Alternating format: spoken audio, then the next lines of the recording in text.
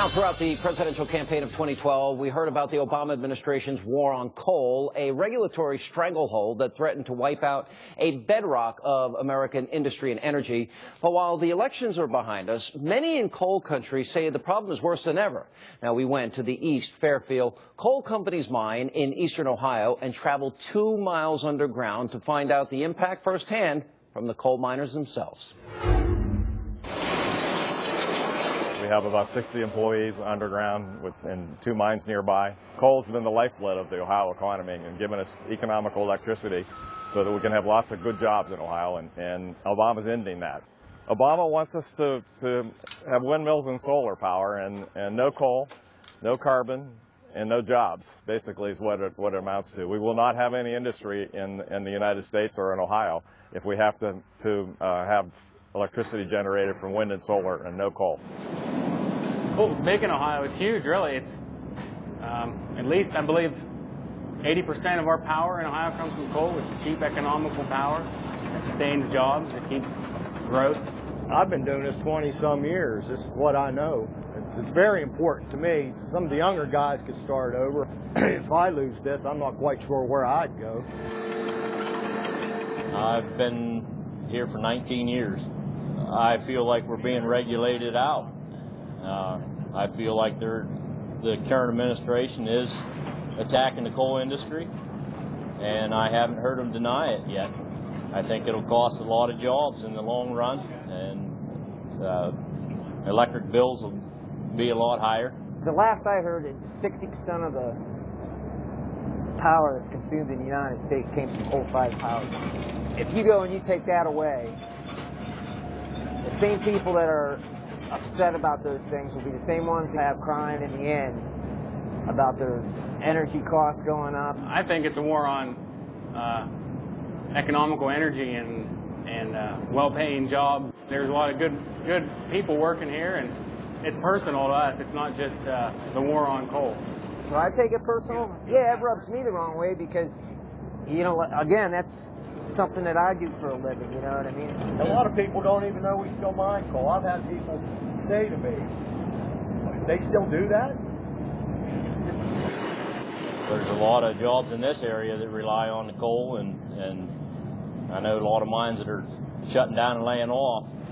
It's our livelihood. It's what puts the bread on the table. They say for every one coal mining job, there's 20 jobs outside that support it. So for each underground miner, there's a lot of people that's going to be affected in the long run. Joining us now, Republican Congressman Bill Johnson. He represents a large portion of Ohio's coal country, including the area where East Fairfield and the mine is located. Congressman, welcome to Hannity. Hi, Sean. How are you? Good to see you again. Good to see you. This president has been the most anti-fossil fuel president that I've ever seen, but he wanted a gradual increase in gas prices. Why didn't Ohio, especially Southeast Ohio, they didn't seem to come out in the numbers I would have expected in the election because of this? Well, you know, I'm not sure what happened with the numbers, Sean, but I can tell you that the people that live in Eastern and Southeastern Ohio, we know that there's a war on coal. Everywhere you went during the election, you saw the Stop the War on Coal signs. They're paying higher energy costs to power their homes. Thousands of families are now, their husbands and their wives are without jobs because of the layoffs that have occurred. At some point, you would think that common sense would kick in. The president talks about wanting to bring manufacturing jobs back to America. My goodness, how can you do that without being able to provide reliable, affordable electricity to power the manufacturing operations? What does that mean in, very important states, West Virginia, Ohio, Pennsylvania?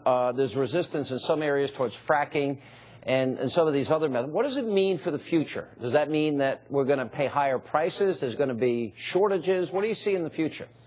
I think it's going to be a combination of those things. I mean, they're going to have a tough time replacing the energy on the energy grid when there's no coal-fired power plants to do that with. You're going to see skyrocketing energy costs. I've got a manufacturing company down in southeastern Ohio right now that manufactures aluminum. They came so close to losing about 1,000 jobs and having to terminate all their employees because of rising utility costs in their manufacturing process, because it's a big power consumer. So you're going to see a combination of skyrocketing energy costs and energy shortages as well. All right, Congressman, good to see you. We'll continue to monitor this on a regular basis, and appreciate you being with us. Thank you, sir. Sean, thank you very much. And coming up next.